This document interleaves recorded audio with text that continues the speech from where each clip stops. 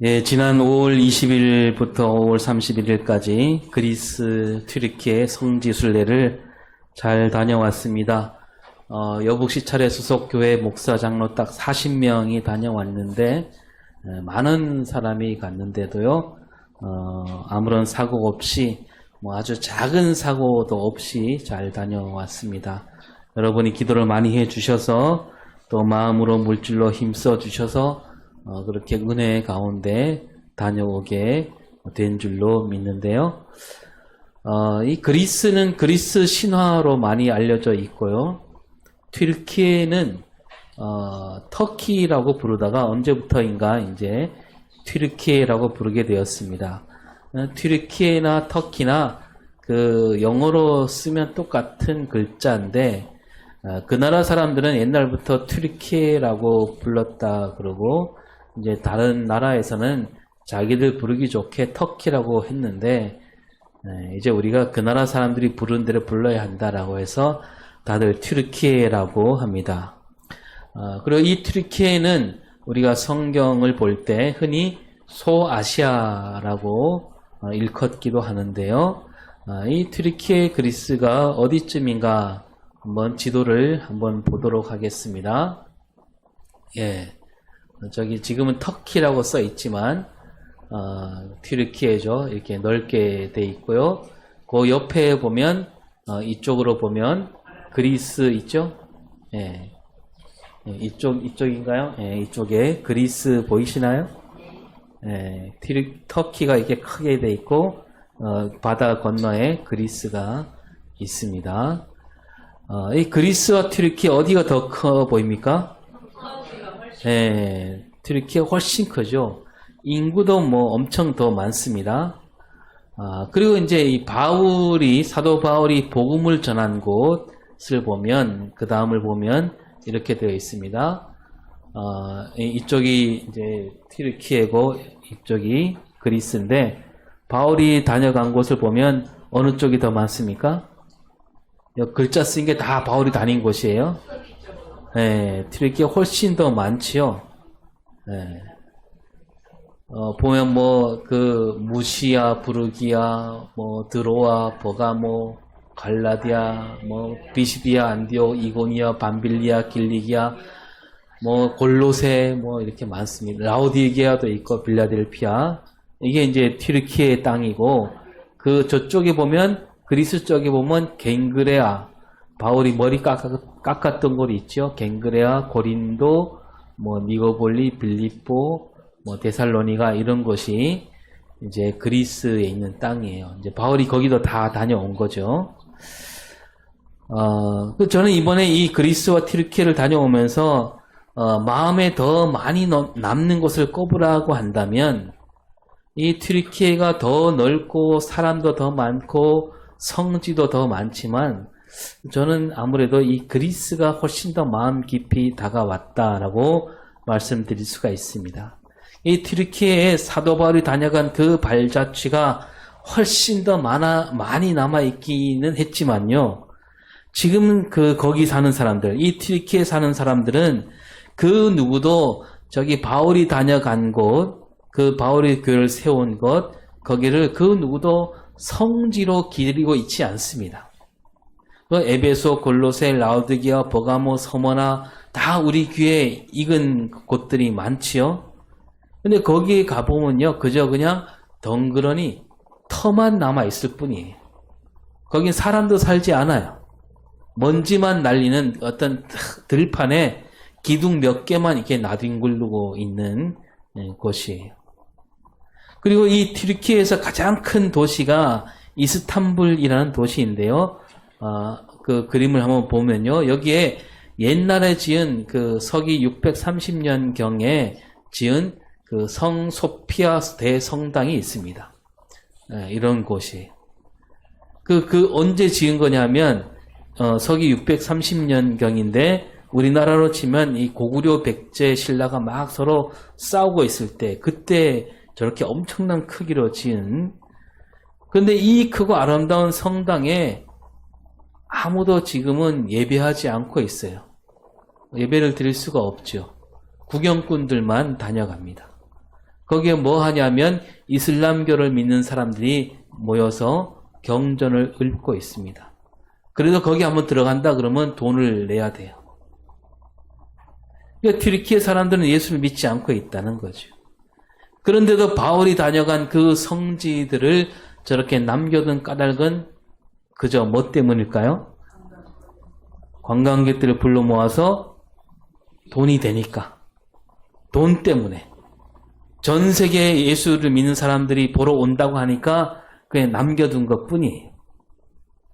그래서 이 튀르키예를 다녀다 보면 그 성지를 뭐 바울이 다녀간 곳 뭐 이렇게 보다 보면 저는 그 돈 냄새가 물씬 풍기는 그런 곳이구나라는 것을 느낄 수가 있습니다. 그리스도 뭐 여러 곳이 있는데 앞으로 제가 차근차근 보여드릴 텐데 그리스에 있는 그 교회 성당을 한번 볼까요? 이렇게 되어 있습니다. 산 꼭대기예요. 산 깊은 곳, 바위산이죠. 사람이 오르기 어려운 높은 꼭대기에 있는 수도원이자 성당입니다. 왜 이렇게 높은 산 꼭대기에 교회와 수도원을 지었을까요? 예, 그 당시에는 뭐 나라와 나라가 싸움이 엄청 많았어요. 하루가 멀다고 전쟁이 있었습니다. 그래서 저렇게 높은 곳에 신앙을 지키고 목숨을 지키려고 높은 곳에다가 수도원 또 교회를 짓고 거기 살았던 거죠. 보면 지금 봐도 뭐 아름답고 놀랍긴 합니다. 그러나 앞에 있는 그 튀르키예에 있는 성 소피아 대성당이 견주면 뭐 아주 보잘것없는 크기죠. 그런데 저희는 이 수도원 교회에 가서 깊은 울림을 받았습니다. 왜냐하면 아직도 거기서 예배하는 사람들이 있더라고요.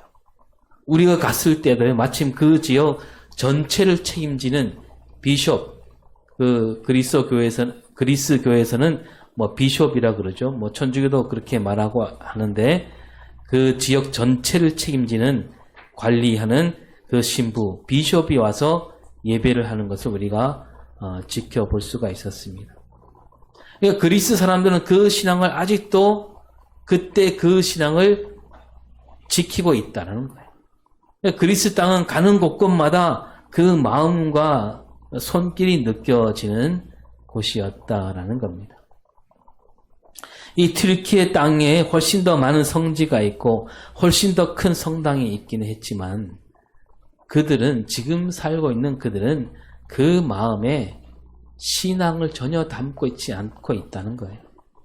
그들이 마음에 담고 있는 것은 성경이 아니었고 사도 바울이 아니었고요.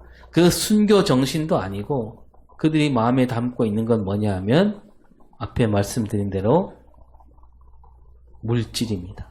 돈이에요. 돈이 되니까 여기가 성지다 라고 하면서 우리에게 보여주고 있는 거죠.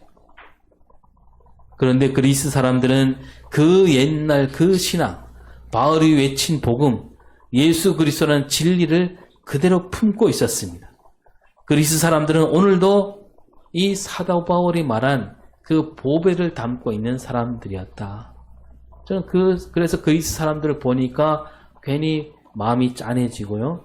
또 같은 동질감을 느낄 수가 있었습니다. 여러분 바울이 일찍이 말했어요. 오늘 말씀 7절에 시작. 우리가 이 보배를 질그릇에 가졌으니 이는 심히 큰 능력은 하나님께 있고 우리에게 있지 아니함을 알게 하려 함이라. 네. 우리가 이 보배를 질그릇에 가졌다. 이 보배가 뭘까요? 아니 먼저 이 질그릇이 뭔지 볼까요? 질그릇은 뭘까요? 바울이 말한 질그릇. 바울 자신과 함께하는 복음을 알리는 뭐 디모데를 비롯한 그런 사람들이죠. 그들을 가르쳐서 자기들은 질그릇이다. 우리는 질그릇이지만 이 그릇 안에 아름다운 보배를 담고 있다라는 거예요. 이 보배가 뭐냐? 그 보배가 바로 앞에 6절에 나옵니다. 시작.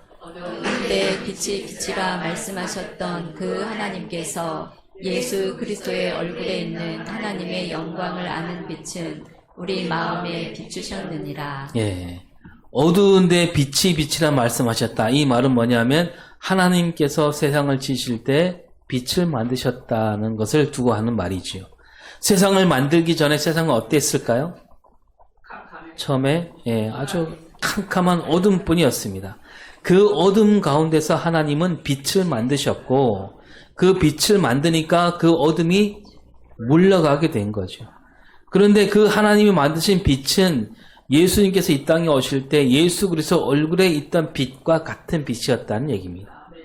따라서 예수님이 이 땅에 오셨다 이 말은 빛이 다시 이 땅에 오셨다는 얘기고 하나님께서 빛 대신 예수님을 이 어두운 세상에 보내셨다는 얘기입니다. 그리고 이제는 그 빛을 바울과 디모데를 비롯한 그 일꾼들에게 비추어 주셨다 이거죠. 바울은 그걸 보배라고 여기는 겁니다. 바울은 이 빛을 받은 자로서 빛을 따라 살아가고 있다.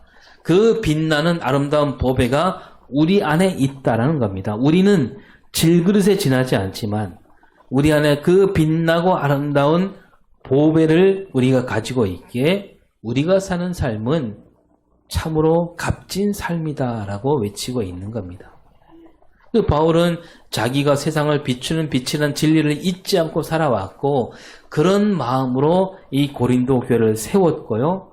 그 어둠 속에 있던 이 고린도라는 도시, 그 고린도라는 도시도 저희가 다녀왔는데 이 고린도 도시가 정말로 큰 도시입니다.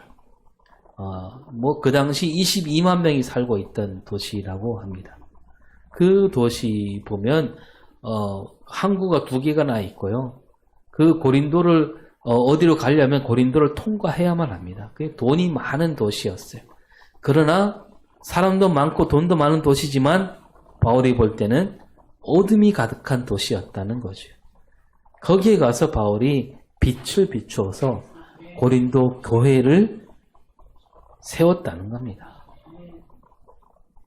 그리스도인이라면 모두 이 빛을 마음에 품고 있는 거죠. 예수님이 말씀하셨잖아요. 그리스도인은 누구냐? 세상을 비추는 빛이다라고 하셨습니다. 예수님이 우리를 부르실 때 세상을 비추는 빛으로 우리를 부르셨잖아요.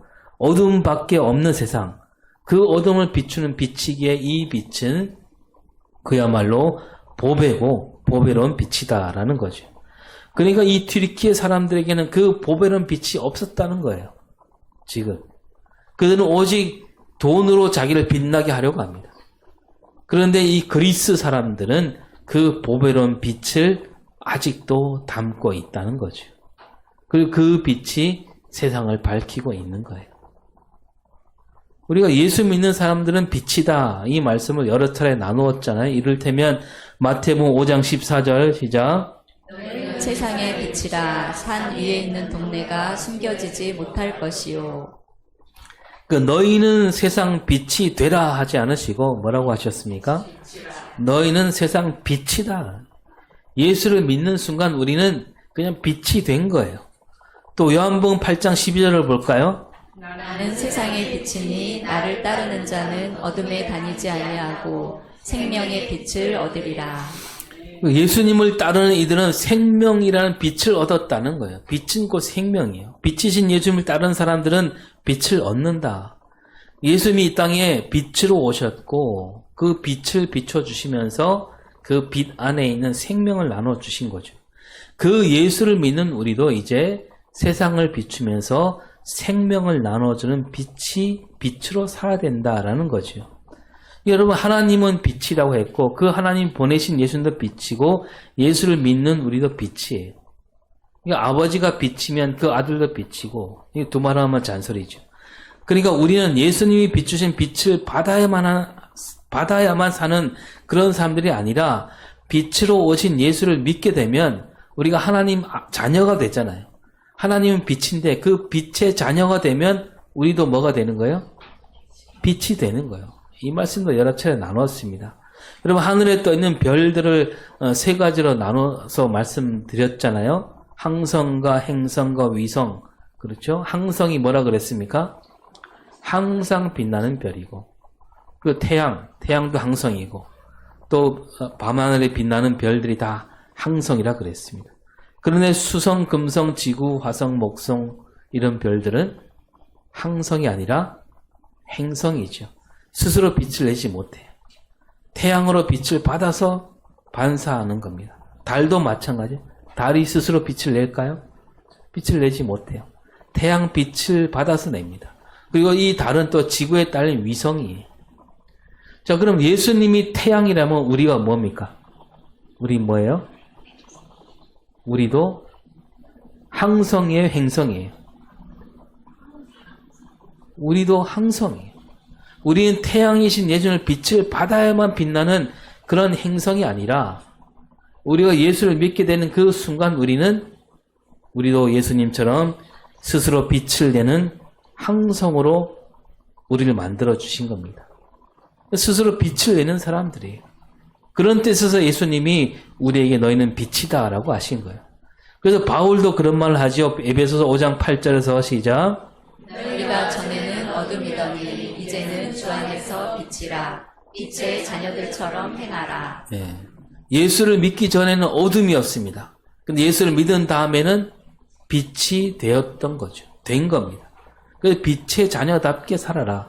데살로니가전서 5장 5절도 시작. 너희는 다 빛의 아들이요 낮의 아들이라. 우리가 밤이나 어둠에 속하지 아니하나니. 예, 빛의 아들이고 낮의 아들이다. 같은 말이죠. 한마디로 너희는 빛이다. 그럼 베드로 하나 더 볼고 베드로전서 2장 9절에서 이는 너희를 어두운 데서 불러내어 그의 기이한 빛에 들어가게 하시니에 아름다운 덕을 선포하게 하려 하심이라. 어둠 속에 있었는데 우리가 예수를 믿게 되면 그 빛이신 예수님 안으로 들어간다는 거죠. 빛으로 오신 예수님은 혼자 저 멀리 저 높은 곳에서 그냥 반짝거리면서 우리에게 오라 그렇게 말씀하지 않고 우리가 예수를 믿게 되면 그를 믿는 모든 사람을 빛으로 살게 하신다는 거예요. 그 예수님이 가장 낮은 곳, 가장 어두운 곳으로 오셔서 그 빛을 비추셨습니다. 그 빛을 받은 사람들은 생명을 얻었고 가난하게 살던 사람들에게 복음이란 빛을 비춰주셨고 병든 사람들에게는 건강이란 빛을 부어주셨습니다. 따돌림 받는 사람들에게도 예수님이 빛을 비추어줘서 이웃이 되게 해주셨습니다. 그리고 이제 우리가 그 예수를 믿는 사람으로서 빛으로 살아야 되는데 이제 우리가 뭘 해야 됩니까? 우리도 가서 빛을 비추는 삶을 살아야 되겠죠.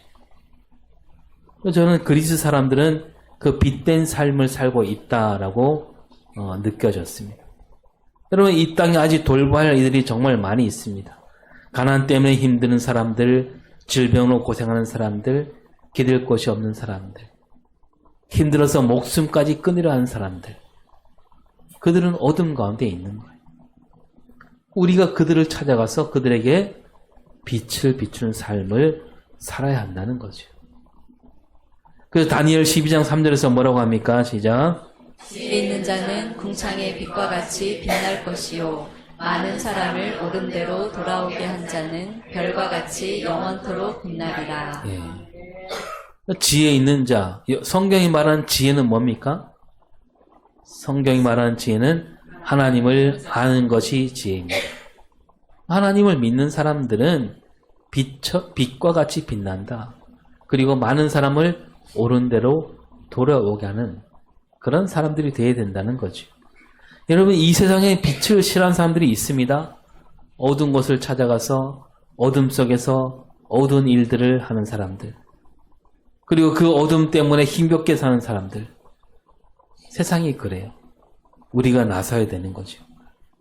우리가 빛으로서 이 캄캄하면 캄캄할수록 빛은 더 빛나게 되어 있는 거고 어둠은 빛을 이길 수가 없습니다. 우리는 작지만 우리는 이길 싸움을 싸우고 있는 거예요. 아니 벌써 다 이긴 싸움을 싸우는 거죠. 아무리 작은 빛이라 해도 어둠이 그 빛을 갈 수가 없는 거예요. 어두운 곳에서 살아가는 이들에게 우리가 손을 내밀어서 환하게 밝히는 그런 삶을 살아갈 수 있어야 된다라고 하나님은 우리에게 오늘도 우리를 말씀하고 있는 거죠. 그러니까 이 6절과 7절 말씀을 간추리면 우리는 질그릇인데 이 그냥 그릇일 뿐만 아니라 이 그릇 안에 보배로운 빛이 있다. 그래서 그 빛은 하나님이 주신 빛이고 예수 그리스도로 말미암은 빛이다. 우리 능력은 그 보배로운 빛으로부터 나온다 이거죠. 그래서 이 말씀은 가만히 보면 그 앞에 있는 5절 말씀을 풀어주는 말씀이고요. 그 뒤에 8절부터는 보배로운 빛을 담은 질그릇은 어떤 능력이 있는가 이렇게 말하고 있는데, 자 먼저 5절로 올라가면 이렇게 말하지요. 시작. 우리는 우리를 전파하는 것이 아니라 오직 그리스도 예수의 주 되신 것과 또 예수를 위하여 우리가 너희의 종된 것을 전파합니다. 예. 자, 우리는 질그릇이고 우리 안에 예수 그리스도란 보배로운 빛이 있다란 말을 이렇게 말하고 있는 거예요. 그러니까 우리 질그릇을 전파하는 것이 아니라 우리 안에 있는 예수 그리스도 빛을 전파하는 거다. 이 고린도 교회에는 바울을 따르는 이들이 많았지요. 왜냐하면 바울이 고린도 교회를 세웠으니까. 그런데 또 이 고린도 교회 안에는 바울을 좋아하지 않는 사람들도 많았습니다. 그 사람들이 바울을 따르는 사람들을 가리키면서 저 바울이 고린도 교회 안에서 자기 사람을 만드는 것 아니냐. 그러니까 요즘 말로 말하면 바울과 친한 사람들만 이렇게, 그러니까 요즘 뭐 그러잖아요.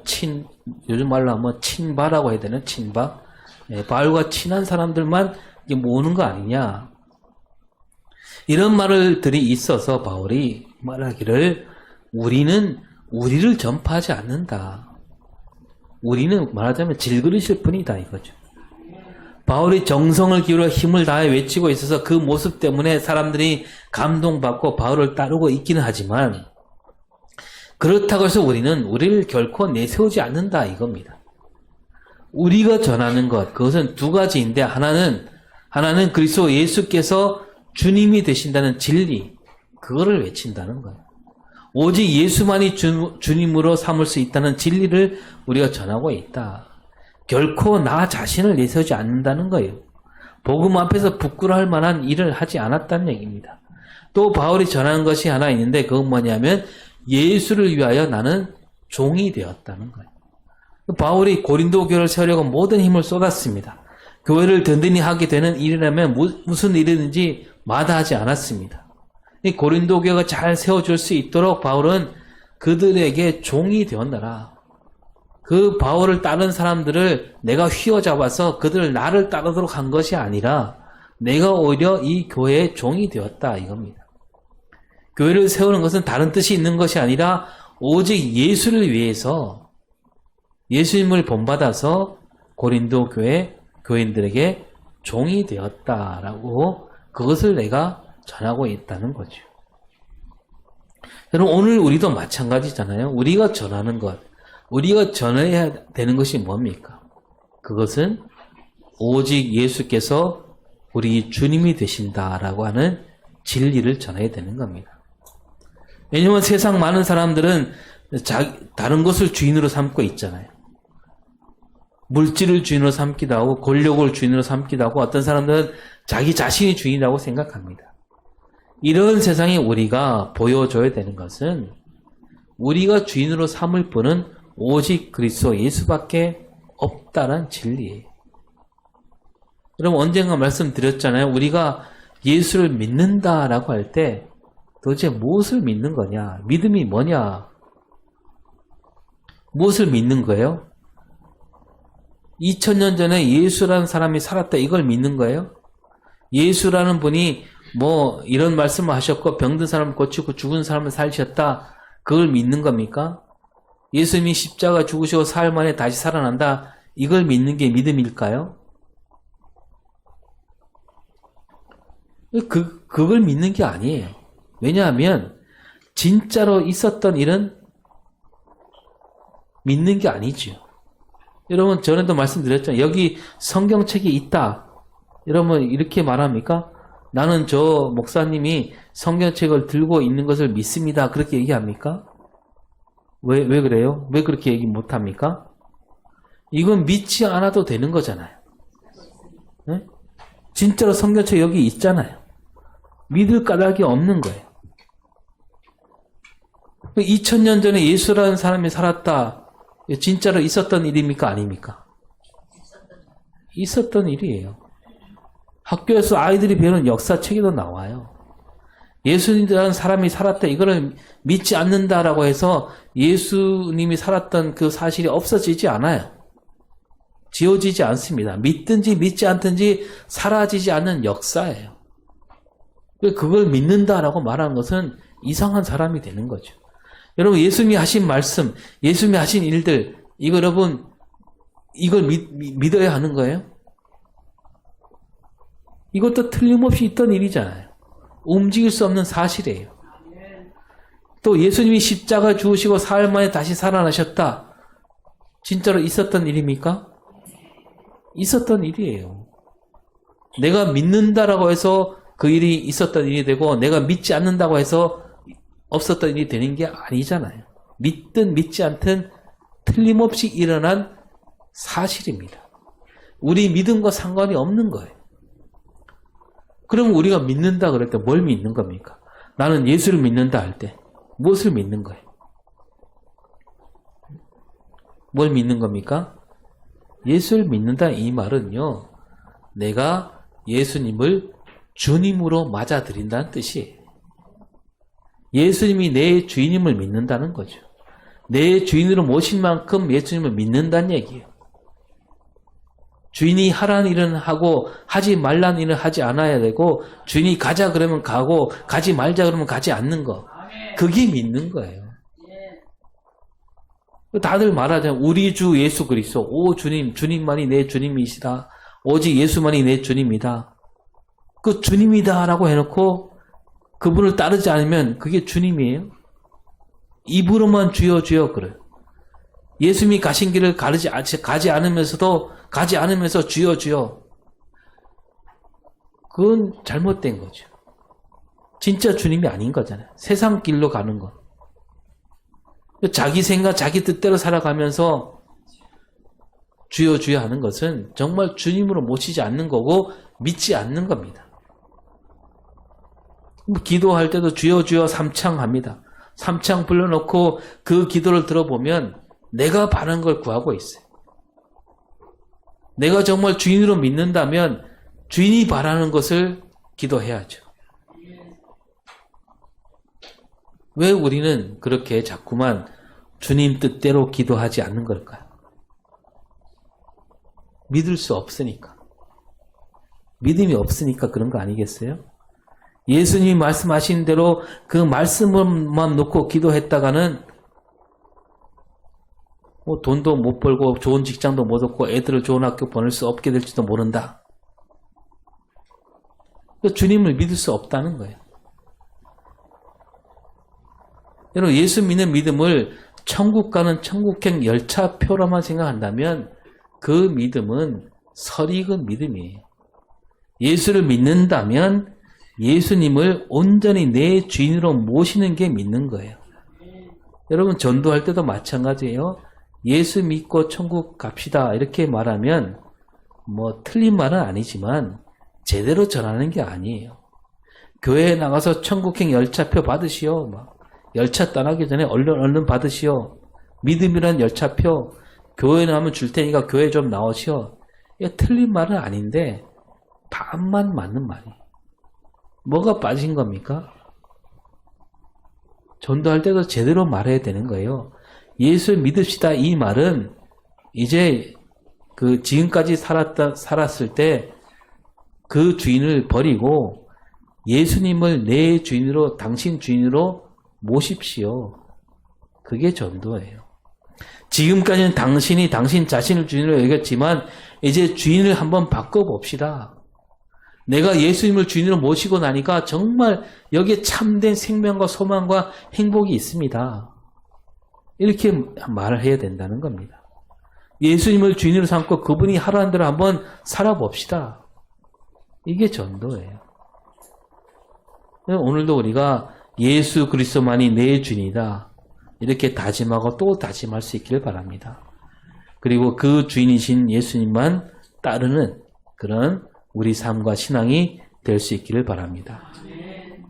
그리고 나서 이제 바울이 8절부터는 이렇게 말합니다. 예수님이 주인이기 때문에 그 보배로운 빛이신 예수님을 우리가 간직하고 있기 때문에 아무도 우리를 건드릴 수 없다는 거예요. 예수님을 주인으로 모신 사람 그 누구도 함부로 할 수 없다. 그 바울은 바울을 비롯한 그리스도인들을 가르쳐 앞에 말씀드린 대로 질그릇이라고 했습니다. 하나님께서 이 하찮은 질그릇 안에 보배를 담아주셨다. 질그릇은 힘이 없잖아요. 던지면 깨집니다. 그러나 그 질그릇 안에 있는 보배, 그 보배로 말미암아 우리에게 뭐가 생겼냐면 능력이 생겼다는 거예요. 질그릇인 우리에게 능력이 없는데 그 능력이 나타났다면 그것은 하나님이 주신 능력이다. 그럼 바울이 다니면서 여러 가지 능력을 베풀었잖아요. 많은 능력을 보여줬습니다. 죽은 사람 살리는 능력까지 보여줬습니다. 그런데 이 능력은 질그릇인 나에게 오는 능력이 아니라 내 안에 있는 하나님 능력이 나타난 것뿐이다라는 거예요. 그리스도인들에게 나오는 모든 능력은 다 하나님으로부터 오는 능력이라는 거죠.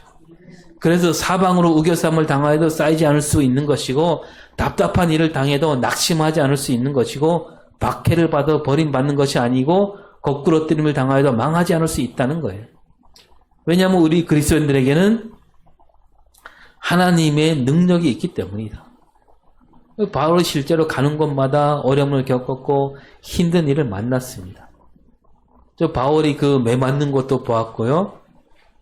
그 감옥도 봤는데 그 모든 것을 이겨낼 힘과 용기를 가질 수 있었던 것은 그 질그릇인 그 안에 하나님이 주신 보배로운 빛, 그 능력이 있기 때문이라는 겁니다. 그러면서 이 고린도 교회 교우들에게도 하나님께서 능력을 주시고 힘을 주시고 있음을 잊지 말라. 그런 뜻으로 이 편지를 쓰고 있는 겁니다. 그리고 바울이 10절에서 이렇게 말하죠. 시작. 우리가 항상 예수의 죽음을 몸에 짊어짐은 예수의 생명이 또한 우리 몸에 나타나게 하려 함이라.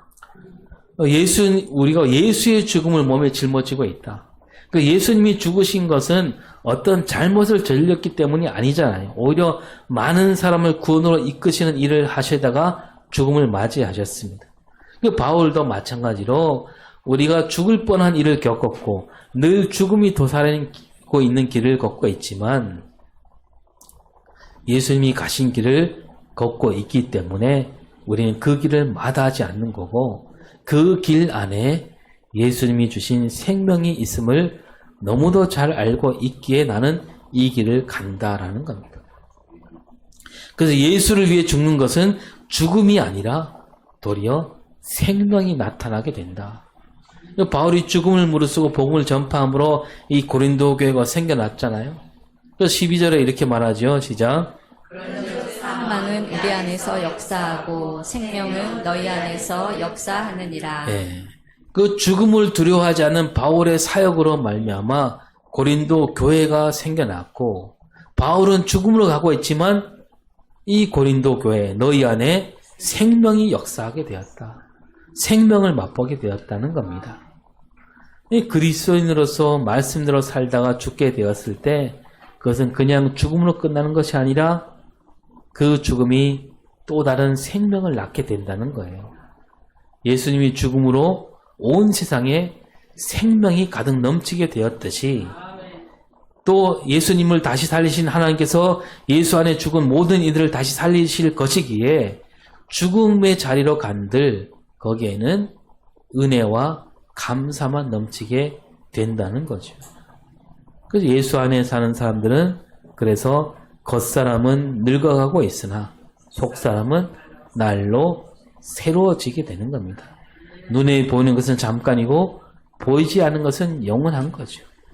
바울은 고린도 교회가 바로 이 믿음으로 살아갈 것을 바라면서 이 편지를 쓰고 있는 겁니다.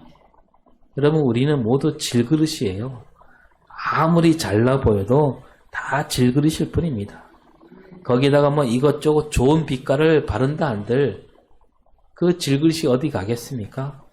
어디까지나 질그릇입니다. 그런데 그 그릇 안에 무엇을 담고 살아가느냐 거기에 따라서 쓰임새가 달라지는 거죠. 제가 갔던 튀르키예는 그 질그릇 안에 뭘 담고 있었냐면 욕심과 돈을 담고 있었습니다. 그리스 사람들은 그 질그릇 안에 말씀을 담고 있고 신앙을 담고 있더라고요. 여러분 모두가 하나님 나라 복음을 담은 그런 그릇이 되기를 바랍니다. 질그릇은요, 언젠가 깨지기 마련입니다. 깨졌을 때 그 안에 무엇을 담고 살았는지 다 드러나게 됩니다. 오직 예수 그리스도 복음이 드러나게 되는 저와 여러분이 되기를 바랍니다. 기도하겠습니다. 하나님께서 우리에게 보배로운 빛을 주셨습니다. 우리가 질그릇일지라도 하나님께서 주신 능력에 힘입어 세상 앞에 부끄럽지 않은 삶을 살게 하여 주시옵소서. 오직 주님을 믿고 주님을 따르는 삶을 살아감으로 많은 사람에게 옳은 길로 돌아오게 하는 능력 있는 우리 삶과 신앙이 되게 하여 주시옵소서. 감사드리며 예수님 이름으로 기도드립니다. 아멘.